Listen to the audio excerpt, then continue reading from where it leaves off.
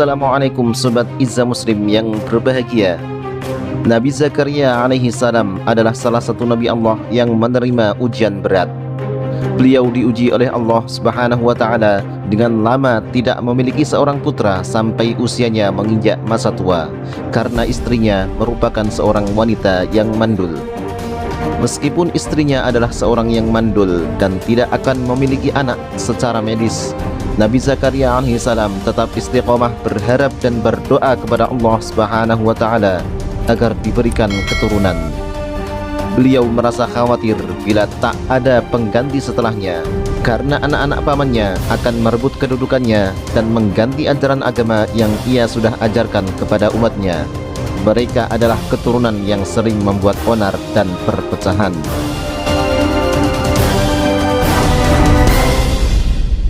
Setiap hari beliau berdoa memohon keturunan. Nabi Zakaria menikah pada usia 30 tahun. 10 tahun pertama pernikahannya belum dikaruniai anak. 10 tahun kedua belum juga dikaruniai anak. Namun beliau tetap ikhtiar dan tak henti berdoa. Pada masa 70 tahun pernikahannya atau sama dengan usia beliau 100 tahun, barulah Allah menjawab harapan beliau yang menginginkan seorang putra. Nabi Zakaria selalu berdoa dengan suara yang lirih. Beliau khawatir jika terdengar kaumnya, maka kaumnya akan mencibirnya. Pasalnya, beliau adalah orang yang sudah sangat tua untuk memiliki anak. Nabi Zakaria alaihissalam adalah paman Siti Maryam, yaitu putri dari Imran yang kelak akan melahirkan Nabi Isa alaihissalam. Ketika istri Imran yang sudah berusia lanjut menginginkan seorang anak, dan bila terkabul ia bernazar untuk menyerahkan anaknya ke Baitul Maqdis dan menjadi pemeliharanya. Doa istri Imran terkabul dan lahirlah seorang putri yang diberi nama Maryam. Sesuai dengan janjinya, Maryam pun diserahkan ke pengelola Baitul Maqdis yang ketika itu dipimpin oleh saudara sepupu mereka, yaitu Nabi Zakaria. Selama dalam pemeliharaan Zakaria, Maryam tumbuh menjadi seorang anak yang sehat, cerdas, dan senantiasa berbakti kepada Allah Subhanahu wa Ta'ala.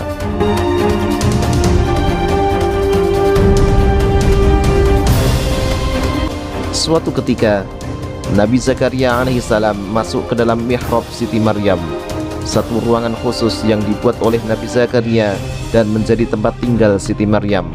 Mihrab itu biasa digunakan untuk beribadah dan berdoa. Setiap beliau masuk ke dalam mihrab, Nabi Zakaria heran melihat ada makanan dan buah-buahan di situ. Lalu beliau bertanya kepada Siti Maryam, "Dari mana asal buah-buahan ini, wahai Maryam?" Kemudian Maryam menjawab, "Semua ini datangnya dari Allah." Mendengar jawaban Maryam alaihissalam, Nabi Zakaria lalu berdoa dengan khusyuk di tempat itu dengan harapan doanya terkabulkan, karena meyakini mihrab itu adalah salah satu tempat yang mustajab untuk berdoa. Di dalam mihrab, Nabi Zakaria berdoa, "Ya Tuhanku, berilah aku dari sisi Engkau seorang anak yang baik. Sesungguhnya Engkau Maha Pendengar doa."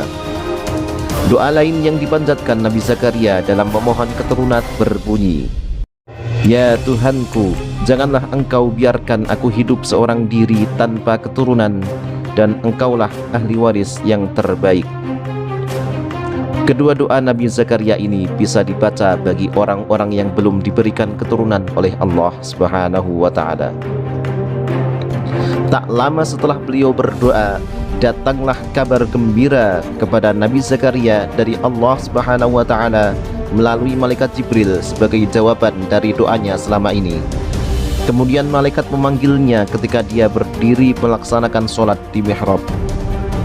Allah menyampaikan kabar gembira kepadamu dengan kelahiran Yahya, yang membenarkan sebuah kalimat firman dari Allah, panutan, berkemampuan menahan diri dari hawa nafsu, dan seorang nabi di antara orang-orang saleh. Quran Surat Ali Imran ayat 39. Tatkala disampaikan kabar gembira itu, Nabi Zakaria begitu gembira sekaligus terheran-heran. Bagaimana mungkin orang setua itu masih bisa memiliki anak? Saat itu usianya sudah menginjak 100 tahun dan istrinya berusia 90 tahun. Ada juga pendapat bahwa Nabi Zakaria saat itu berusia 120 tahun dan istrinya berusia 82 tahun. Wallahu a'lam. Dengan perasaan yang takjub, Nabi Zakaria mempertanyakan kabar ini kepada Allah. Bagaimana mungkin beliau bisa memperoleh anak sedangkan istrinya adalah wanita yang mandul dan ia sendiri sudah berusia lanjut? Allah menjawab keheranan Nabi Zakaria dengan firman-Nya, "Hal itu mudah bagiku.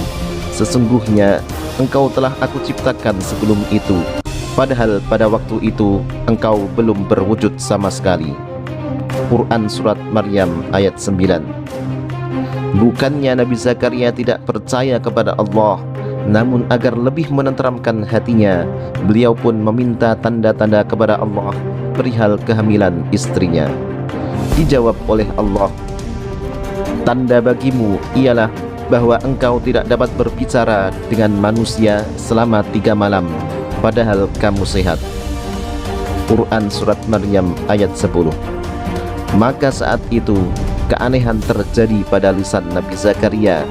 Lisan beliau mendadak kaku dan tak dapat berbicara dengan orang lain satu patah kata pun. Bukan karena sakit, bukan pula karena mengalami gangguan kesehatan. Beliau hanya bisa berbicara kepada kaumnya dengan isyarat. Lisannya masih bisa berzikir kepada Allah, namun tak bisa digerakkan jika untuk berbicara kepada manusia. Kejadian ini berlangsung selama 3 hari 3 malam, dan saat itulah istri Nabi Zakaria mengandung seorang putra bernama Yahya, nama yang diberikan oleh Allah langsung melalui malaikatnya. Yahya kelak akan menjadi Nabi Allah yang lemah lembut, penerus risalah kenabian yang memegang teguh ajaran kitab suci Taurat. Wallahu a'lamu bissawab. Wassalamualaikum